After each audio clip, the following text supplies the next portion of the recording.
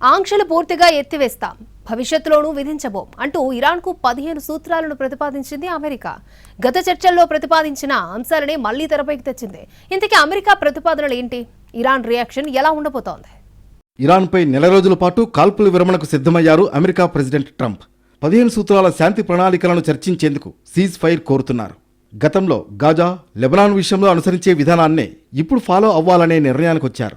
నెల రోజుల పాటు కాల్పుల విరమణను పాటించి ఆ సమయంలో 15 సూత్రాలపై చర్చించాలనే ప్రతిపాదనను ముందుకు తెచ్చారు. 15 సూత్రాల ప్రణాళికను స్టీవ్ విట్కాఫ్, జారెడ్ కుష్నర్ తయారు చేశారు.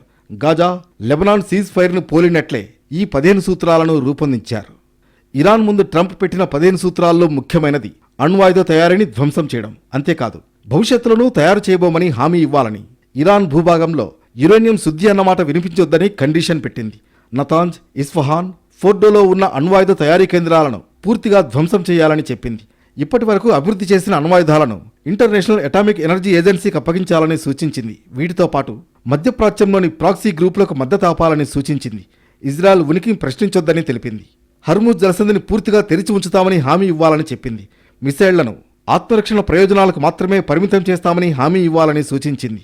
వీటికి ప్రతిఫలంగా తాము ఇరాన్పై అన్ని ఆంక్షలు ఎత్తివేస్తామని ప్రకటించింది. అంతేకాదు, భవిష్యత్తులోనూ ఆంక్షలు విధించబోమనే హామీని ఇస్తామని చెప్పింది. బుషెహర్లో అణు విద్యుత్ ప్లాంట్ ఏర్పాటుకు మద్దతిస్తామని వివరించింది. అయితే ఈ 15 అంశాలు కొత్తవి కావు. ఇరాన్పై యుద్ధం ప్రకటించకముందు జరిగిన చర్చల్లోని అంశాలే. ఒమన్ వేదికగా చర్చల సమయంలో ఇరాన్ ముందు ఇవే అంశాలను ప్రస్తావించారు. అప్పుడే ఇరాన్ అంగీకరించలేదు. వాటినే మళ్లీ 15 పాయింట్ ప్లాన్ అంటూ ఇరాన్ ముందు ప్రతిపాదనలు పెట్టారు. వీటికి ఇరాన్ రియాక్షన్ ఎలా ఉండబోతుందన్నది ఆసక్తిగా మారింది.